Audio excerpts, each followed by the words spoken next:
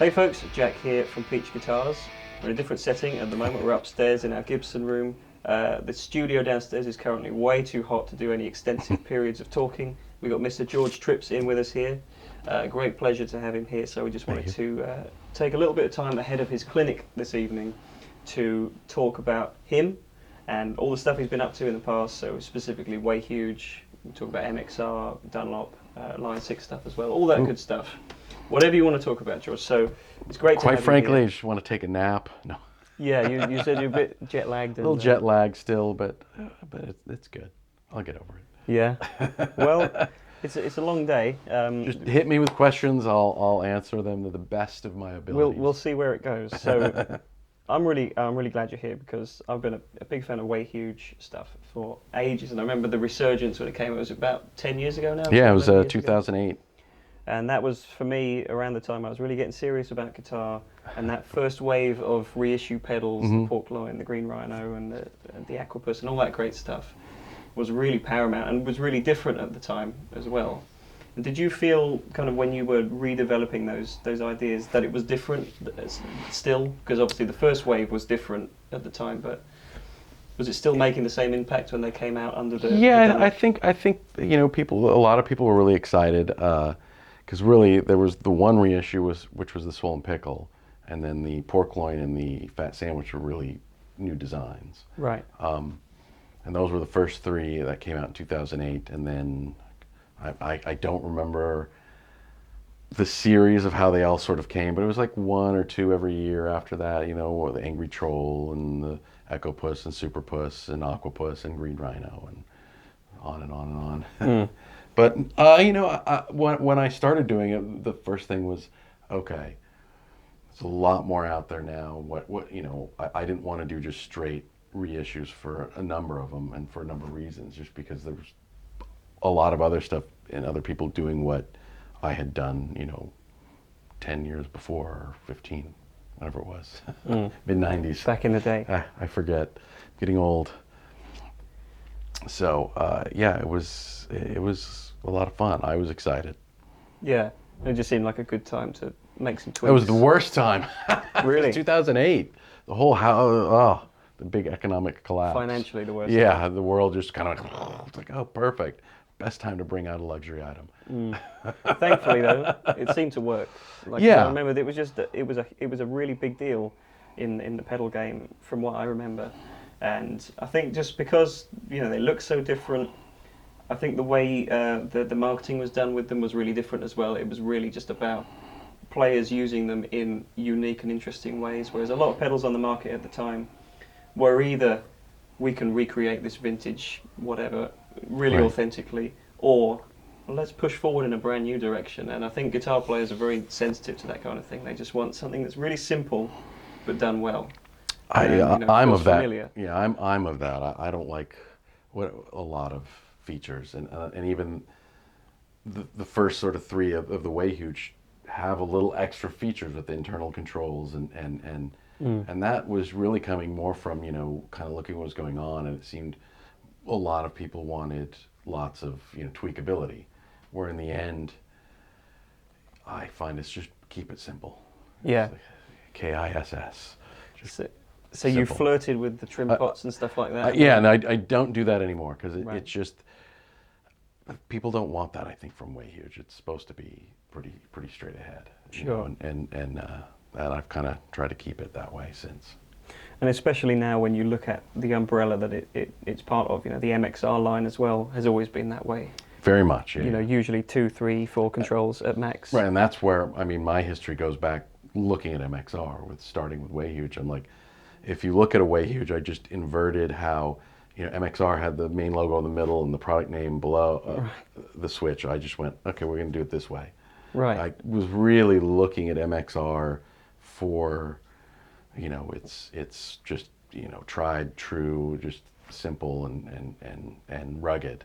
And that was my main goal. And then, flirting with just the funky 70s stuff and the ideas, the things the Electro Harmonics would do with, the crazy names and a little bit weird sound. So it was my interpretation of the two main kind of pedals that I grew up with, because when I was a kid, a Boss pedal was really expensive. I wanted a Boss pedal, but I ended up buying Electro-Harmonix and MXR and stuff like that because it was cheaper.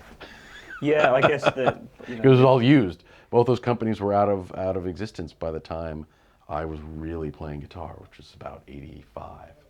So did you ever have an interest to go in that direction that Boss and Roland were pushing in for that kind of real modern at the time, that real 80s kind of veering into the more processed kind of era of sounds, or were you always just a stickler for the yeah, I liked the old stuff more. It was I was building stuff for me that I wanted, and the MXR stuff was really cool and rugged. The Electro-Harmonix stuff sounded really cool, but would always break. And so the thing that really sort of put all together is I had a Fox tone machine, which I still have, an old blue one, and it was like a tuna can. It's like you looked at it wrong and it'd start to bend, and I'm like, I gotta make this and make it better. And that was really the one that pushed me to doing more and more stuff. Right, yeah. And then that formula worked well for that kind of design. But it's great to see that we'll talk about the other stuff you've been involved with as well, but it's really great to see that Way Huge is kind of as strong as it's ever been.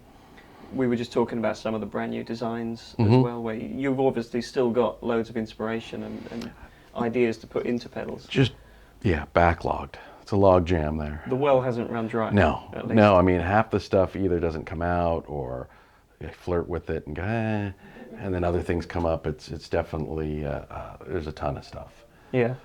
So that's always been your kind of, I guess initially that was your main channel for those designs that you loved. When you started to get into some of the other companies you worked with, specifically Line 6, that's kind of opposite end of the spectrum at the time when you were... When it was, the job was offered to me, it was really exciting and interesting because I'm like, ooh, I'd like to do digital. I don't know how to do that, and I like the idea, what you can do with digital. Yeah. And so they brought me in, and I had done a bunch of consulting on the 4 pedals when they were just starting out, like which pedals to look at, what to model, what would be cool, how it should work. And then finally they just offered me a job, and I'm like, this is fun. This is just working on the design part. So instead of, it's fun to build and produce and sell and all that, but I really prefer to just work on the designs. Sitting in the studio. Yeah. So for anyone who doesn't know, we're talking about the original kind of 4 series, I guess. Yeah, the DL4, the MM4, the DM4, FM4, and AM4. And then I don't even know about the AM4. It's the amp modeler. Yeah, it kind of came and went really quickly. It was basically like a pod in the 4x4 sort of setting. Oh, right. Very cool. And then we did the tone chorus. Okay. And then I left. So would you say, did that impact the way you design pedals now, or did you firmly leave that world behind? No. I learned a lot of stuff from doing that and all that. So we're doing digital now with MXR. So it's.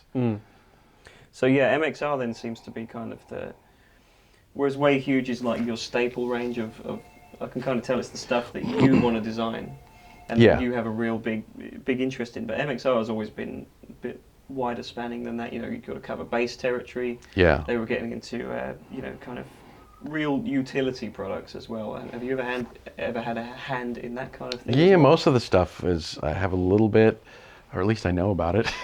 Yeah. But yeah, MXR does do a lot more, and it did originally, envelope filter and blue box and all those kinds of things. So, but yeah, the latest stuff was digital would be the reverb, and then even though it's not branded as MXR, the Echoplex. Yeah. Which is built on the same platform as the reverb. So. I think it's probably surprising to a lot of people the amount of stuff that you have worked on, because there's so many pedals on the market now that we all take for granted because there's always a new something. Yeah.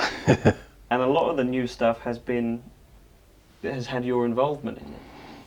Yeah, not all of it, but I mean, there's a small team that work on everything, and it sort of gets divided up, and whoever's got the best chops for each thing sort of gets handed to. But I mean, when I started at Dunlop, the first thing I worked on were the Hendrix stuff. Okay. Which was, for me, dream come true. Yeah. It's like, okay.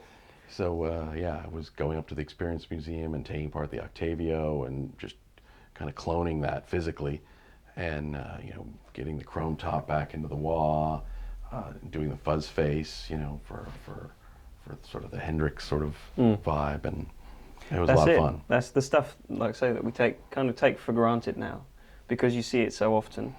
But well, at least we do here, in a guitar shop that stocks this stuff. But there's such a rich history there that you kind of are still able to pioneer and push forward with. And I pulled out just a couple of like MXR classics.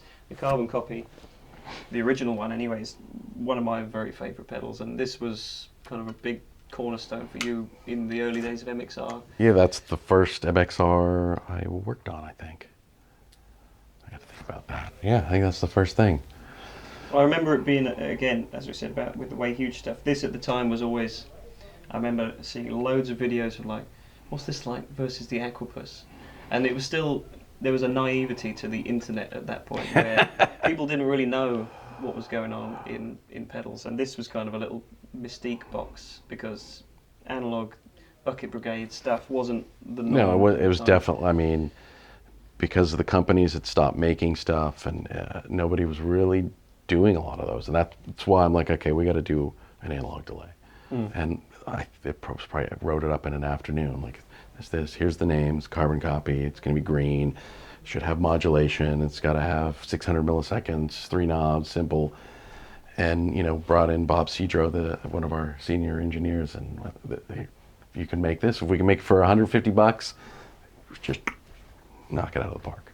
So then where did that spec come from then, that you wanted? Because you just listed a bunch of I literally wrote it up on a piece of paper. But what was it about that particular setup that you wanted? Well, I mean, between all the analog delays that have been I'd used, and it's like, okay, well, typically, I mean, because to get the delay length, you need multiple bucket brigades. So I'm like, you can't, you can do a second, but it just starts costing more money. And like, how much do people really use? And most people they're either doing it a short slap, which is, 150 to, 200 milliseconds in there, or even shorter. And then it kind of jumps into like 350, 450 kind of range. So it's like, all right, well, bucket brigades are in stages. So it's like, all right, if we do 2, it's not quite enough. If we use 3 of them, great, we get 600, this will be great.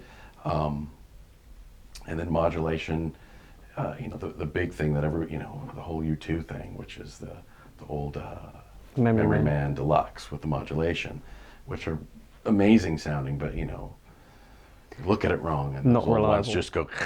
So plus that big. And they're big, but so it was like, okay, you need modulation, and it was just getting it in the size, because like, well, people don't want to be giant. If we can do it in a Phase 90, which is a classic MXR size, be great. Well, that's why I think it's proved to be so successful over time, and the line has since evolved. You did the Deluxe last year. Yeah, Bob. That's mostly Bob doing that. Okay. On the Deluxe. Okay. He really got in there, and there's a microcontroller, and got back into doing that kind of programming. So it was just sort of a big fun party. Yeah. Well, it is like an explosion of the inside of a carbon copy, isn't it? Because you've got the tap tempo, it's got the bright option on there as well, which you get the modulation controls coming up, and you can turn them on and off. It's pretty cool. That's all led now to the Mini. Right, and the Mini was really like, because we started doing the Minis, and my main goal with the Minis was like, how do we do a Mini that gives you, because the problem with it is like, okay, we could put a Phase 90 in a Mini, but it's like, how can we sell it for less than a Phase 90? We can't. Shaving off that much metal doesn't save you that much money. Yeah. It's like, okay, we have to add features to make it either the same or more valuable, and that was sort of the concept. And then with carbon copy, it's getting really tight with space. So the goal was like, can we fit it in there? So we spent time and worked on it and could fit it in. Like, we can get the bright switch in there, and now there's really no more room to do anything. So it's definitely a tight little nice package. And some people really like the Mini size, some people don't. It's a nice option to have. Yeah, well, I just think it's a really cool feat that it's been managed at all, because telling me, I was like, we can do it, it can fit, all right, let's roll. And it sounds great. We've recorded some sound clips with it already. It's going to be available very, very soon. Right, it just shipped out, I think, yeah. Yeah, and I think it's the kind of thing that everyone likes to have an analog delay. Because there's so many of those multi-preset delays and stuff like that out there. It's great to have, and so the smaller it is, the more likely you're going to fit it on your board. Yeah, as an extra piece or what have you. So yeah, it's cool. Yeah. Opposite end of that spectrum, though, is something like a Fuzz Face, which has always been something that's really, really. I love Fuzz Faces, and I love the kind of, such a simple circuit, but the intricacies of it are. Because everything immense. every little part change just shifts everything. And you were probably the first guy I remember that commercially applied that knowledge, and a few years ago Dunlop had 3 or 4 different models of Fuzz Face, and a lot of people wondered why. What is it to you that? Well, most of it is, a lot of the bigger ones were artist ones, and then Jimmy had the idea. He's like, we should make a small one. So Sam McRae and I were just kind of sitting down. I was trying to figure out the size. Like, what's the right size for a round thing to be pedalboard friendly? Yeah. Because it's tough and fitting that. Because once it's a circle, and so I'm like, okay, I got the size. I'm like, okay, Sam, let's see if we can. Again, it's like, can we make this fit? Even though it's not a lot of parts, the jacks take up a lot of space. And the knobs, the pots underneath take up space, and the switch. And all right, now where's the real estate in a circle to fit the components? So, and it was like, hey, let's do a germanium, let's do a silicone. There's a baby blue one that's a friend of mine that kind of started the whole thing when I was working on the Hendrix one. He has a 1970 Fuzz Face. It's like that kind of baby blue, and that thing is just amazing. It's just the right amount of gain, just the right amount of saturation. It's like, this is perfect. So I'm like, I need to borrow that. Like, I need to take it completely apart. He's like, so don't worry. So I literally took every part off, set it down, measured everything out of circuit, went, okay, put it all back together. This is what makes this one tick. Great. Wrote it all down and went, okay, this is where the Hendrix one's going to start from. And then I tweaked it from there, but the little baby blue one is literally, okay, here's the specs from that one, build that one in the Mini. Right. We've never done it in a big one. Okay. That's interesting. But I think there's the original red Fuzz Face that's been around since Dunlop got it. And then the first one was the Hendrix one, the turquoise one. Yeah. Then we did the Bonamassa. And then during that whole time, basically I was already working on the Eric Johnson one. Ran into Bonamassa where my office was, just started chatting. I'm like, I got a suitcase full of Eric Johnson rejects. You're welcome to play with them. The next day on my door is some gaff tape that says, how much for the blue one? And that's sort of how Joe and I really started working together. That was like 2008. And we finished his before I finished the Eric Johnson one.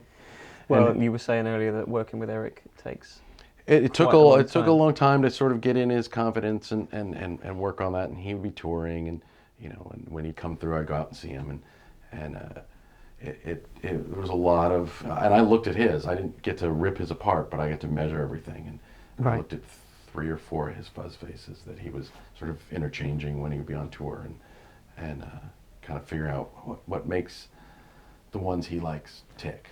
And then kind of went from there, and then we would talk, and I'd send him 3 or 4, and okay, this one's cool, but those ones weren't, and go back, and each time just changing 1 or 2 little things ever so slightly until we just sort of landed on something that he liked. Yeah, it's a very slow process, I guess, to develop something that's that simple. Yeah, it's got to be effective in the right way. He takes some time using stuff because he'll try it and play it and seems like he likes it, but then as he uses it, he starts noticing other aspects that just aren't working with him, and so that one didn't work. Yeah. It'd be like a month later. Wrong day today. Like, damn, I was hoping we were done.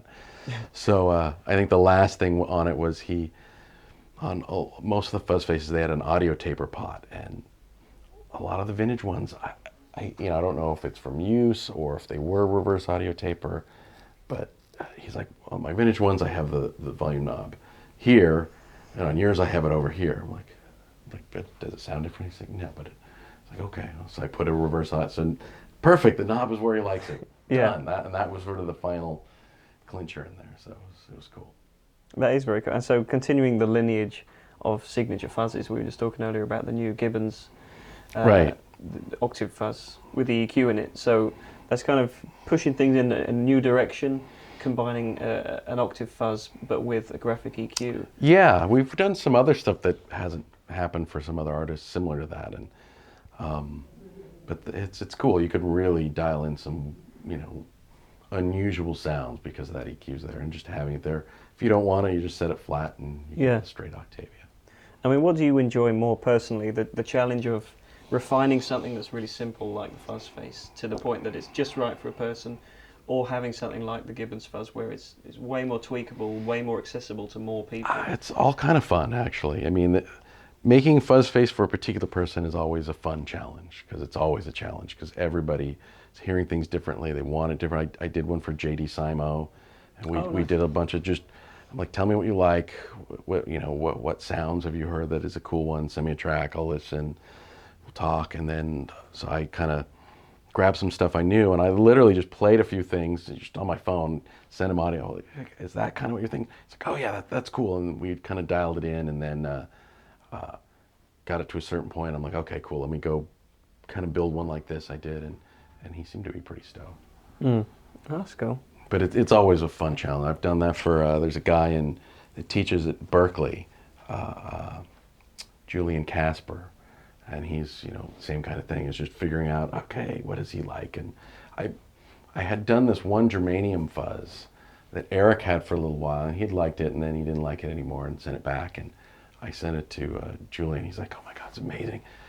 Happy as a clam. And then I get this email, it's not working anymore. I'm like, oh shit. So he sends it in, and one of the transistors, because they were old, you know, germanium transistors, one had died, and I'm like, oh man.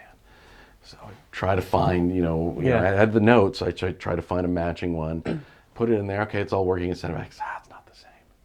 I was like, So I've done some silicone ones for him that he digs, but.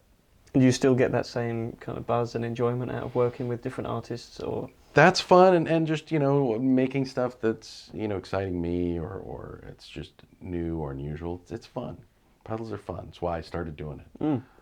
You know, they were fun. I think the first thing I ever made was a talk box, mostly because it was easy. Right. I had my Craig Enerton book, and I went and got a little plastic horn from Radio Shack, hacksawed it off, you know, got some of the tubing, shoved it in there, and talk box. Well, I still have it. I get the impression that there's a load of stories that you've got that.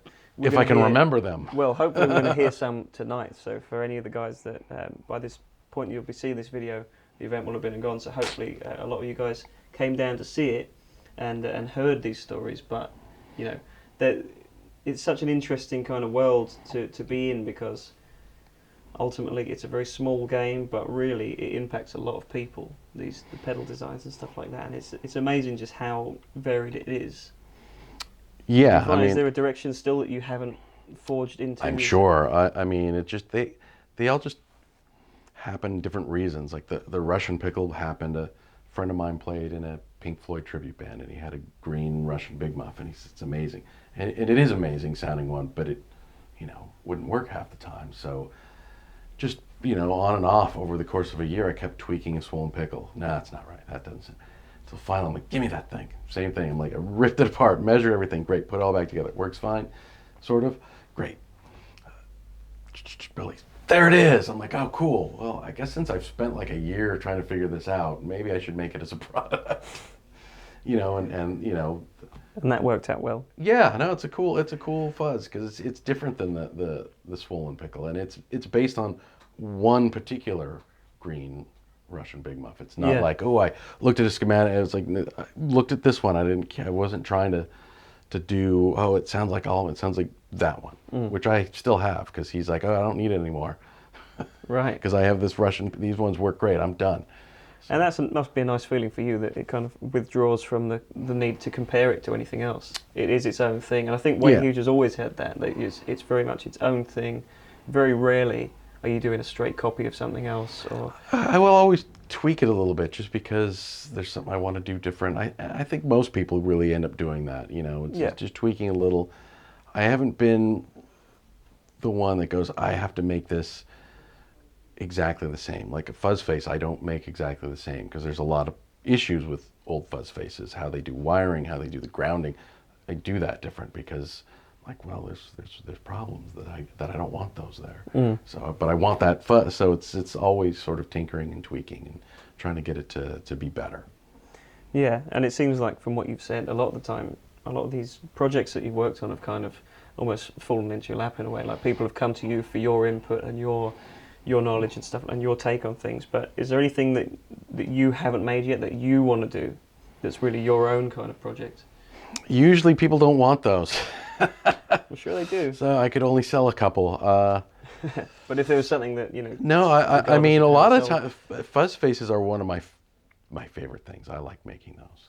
Just, I make them for me sometimes, and they're fun to make just because they're all different. I have a big pile of them of different experiments, and some gone right, some gone wrong. But I mean, that's sort of my favorite box. Yeah. I'm going to pick one. It's probably a Fuzz Face. Well, that's a cool kind of approach to take, I think, to just keeping things pretty simple. And is there any time you've heard a guitar tone and just thought, I want to do that? Or has it always been more of an incremental, I want to figure out what makes each stage of the signal chain? Or have you just thought, I want to encapsulate a whole sound into a pedal? It's probably a bit of all of that. I mean, sometimes like I hear, ooh, I want to do that. Or I'm trying to help a friend get, you know, what he's hearing. And then other times it's just like, I want to do something like this. And it's all theoretical until it's built. And then it, you know, it goes some other place. Yeah. So yeah, it goes all different ways. You can't plan these things, really. No, I mean, it usually starts with either, you know, hey, there's a goal, we want to make a product, or, oh, I've got this idea, or someone pitches an idea like, ooh, you know, or someone comes, you know, I'm trying to get this to do this or that. And yeah, there isn't any one way that it really happens. Well, I think that's a pretty good place to wrap up. I don't want to wear you out with questions because we've got to save some energy for tonight, but it's been great to chat with you and great to meet you as well, because like, I've had a lot of these questions for quite some time. So yeah, hopefully the guys that come along tonight, you'll enjoy the clinic. And if you want any more info on any of the products we talked about or any of the other MXR, Way Huge, Dunlop products, you can find it all out at our website, peachguitars.com. So thanks so much for watching this video. I hope you've enjoyed it. If you do, please give us a like and comment down there, as always, with your thoughts. Thanks for watching. Stay tuned, and we'll see you next time. See ya.